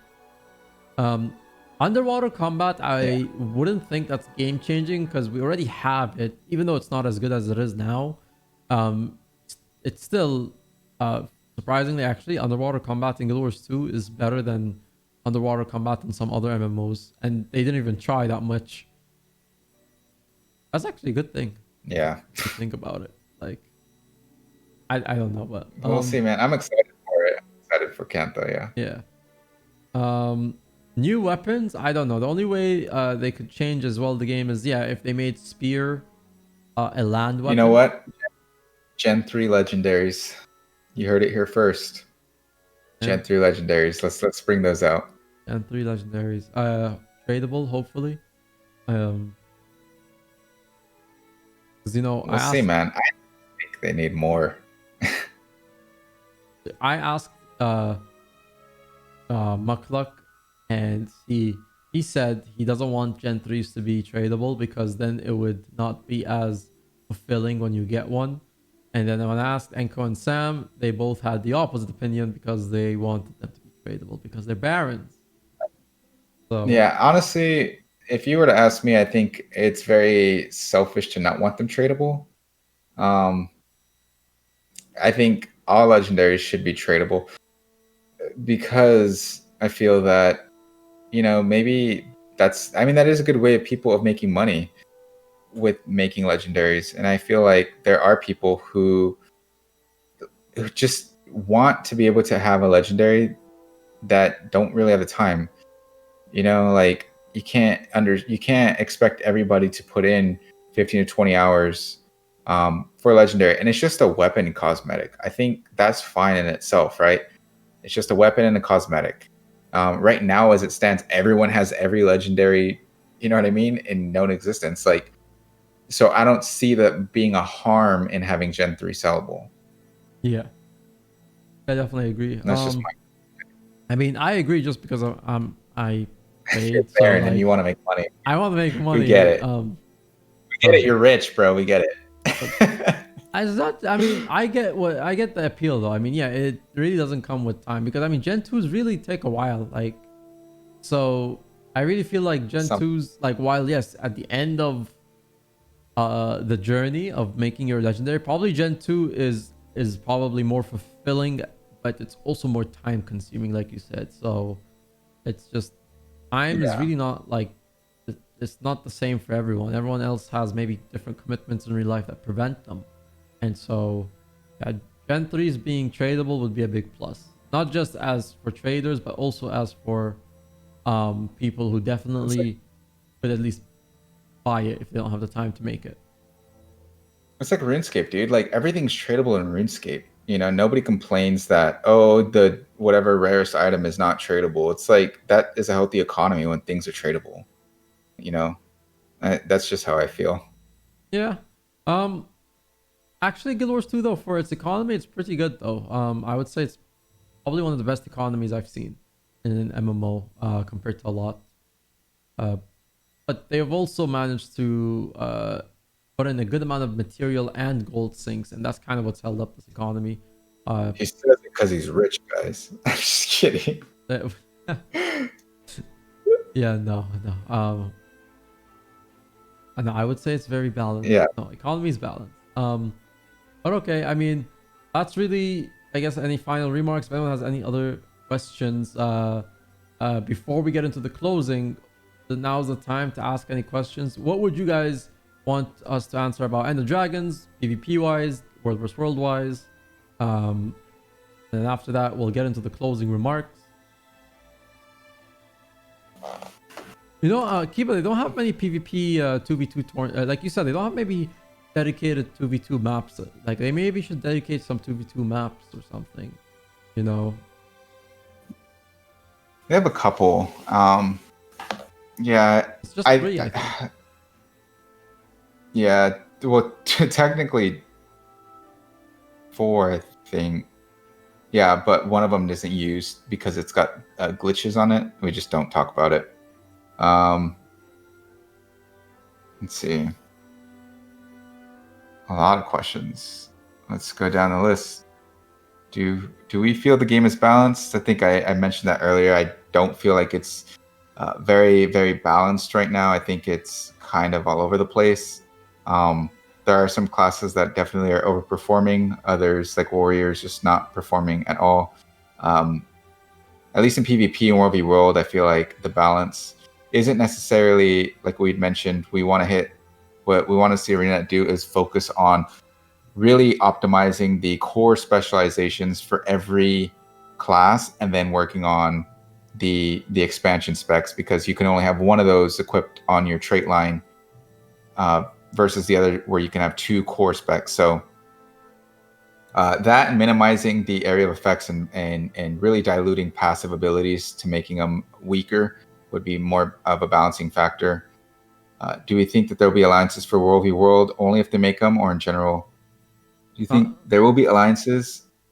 I don't know. Do you want to answer that one? Well, I think like what we've discussed. I think right now we've talked about maybe they can implement something that's also includes the rest of the game's population, but for the way it's been announced, I think it's just the World vs. World. I don't know if they'll be able to incorporate alliances into the entire game mode.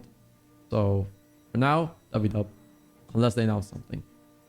And I think best class for 3v3 offseason, not that I've played it much, so take this just from my own thought process. I think right now I would say Scourge. Scourge probably would be the best if you're especially solo queuing. Right now, Scourge has really good support, good berry application, has a lot of AoE pressure, has the ability to revive your teammates quick. And some of the skills that you can do, you don't even have to have your opponents either targeted, or you don't have to look at them. You can even use your abilities while you're stunned, which is like a stun break, but effectively it's not, right? Your F3, which is your fear on Scourge, you can use that while you're being stunned, even though it's not a stun break. So yeah, Scourge definitely has a lot of good utility to use in 3v3s, especially when that poison gas cloud comes in. Yeah. Let's see. Anti-cheat and Anti-cheat for what, the hacking or the flying or whatnot? Yeah, I think anti-cheat is definitely overdue though. Like, but I don't know if ArenaNet would be able to. Last time they did it, they ended up messing up, and like what 6,000 unintentional accounts got banned last time they did that. So yeah, I would like to see more optimized though. I would definitely like to see less fly hacking and less speed hacking in the game itself. I wish they would do something about that. That it is a big problem. Yeah, I mean, last time we've seen that was in an AT, where a player literally won an AT hacking. and nothing was He was done. flying in the air and shooting with the rifle. Yeah. Yeah. Or spec, by the way. Or spec. So, Oh uh, my god. yeah, no. So yeah, I mean, now that we've pretty much wrapped up most of the podcast and everything, so now this is what I do with all guests. If they have anything to talk about, anything they'd like to share with people. So Keyba, the floor is yours. If there's anything you want to let people know, something that you're working on, could be an event, a project, what is going on with you? What would you like to tell the people? The floor is yours. Dude, I feel like I'm on Hot Ones, bro. Thanks for making my dream come true. This is like a bucket list right here. Yeah, we'll be on Hot Ones one day. Next time we do this, you definitely have to make sure that we eat hot wings. And okay, so let me say Done. Wait, before one you say the thing anything, I'm doing right now. before you say anything, done. That next Okay, time you and I have a podcast, we're gonna do that. Okay. all right. Okay. Yeah, so if you guys don't know already, you could follow me on my YouTube channel. I do more YouTube content than Twitch. Right now, I'm focusing on also streaming every Saturday on YouTube. The main content that we're doing right now is going to be focused on overall, as I mentioned before, giving that knowledge and that experience that I have from years of PvP and World v World to just kind of break it down in a simple, easy to understand format where hopefully it will take you 1/10 of the time to be at that level where you may be in plat or even shooting for a top 250 title. That's my objective, is to give everyone that knowledge. Hopefully by doing so, it's planting the seeds of growing the PvP community and the World versus World community, to have players who are just more interested in the game mode once they completely understand it. So those are what I'm doing right now. We're also looking, I don't know, maybe I'll do a 5v5 tournament, I don't know, that could be something that we work on, I work on, I don't know. Oh, I'll be down. So So maybe I should get in touch with you on the details. yeah, we could talk about that afterwards if you want, man. Besides that, maybe some 2v2s. But everything's on my YouTube, so feel free to subscribe to my channel there. I post videos every Tuesday and Thursday, and then once again, I try live streaming on Saturday. So that's it. Nice. Yeah. Well, it's been good, man. Yeah. Like I said, this is probably the first podcast I have with someone that's actually a close friend of mine, and like we've never met, but like one day, Keyba, one day we're gonna go. We're gonna have some chicken wings, and we're gonna go somewhere in Texas, and then you're gonna, get me a Whataburger because I want to know what a Whataburger tastes like. Um, but it's been fun having you on the podcast, man. It's been good. Definitely always fun to talk to you. Keyba makes very good content in my opinion. Nice to see him on here. Yeah, Keyba has been honestly, guys, very underrated content. If you go to his channel, a lot of helpful tips. I would highly encourage you watch some of his videos, possibly subscribe and support him. He's been delivering a lot of like useful videos that you could look back on months from now and you'd still learn something new. So yeah, Keyba, if there's nothing else you want to say, that is it for us today.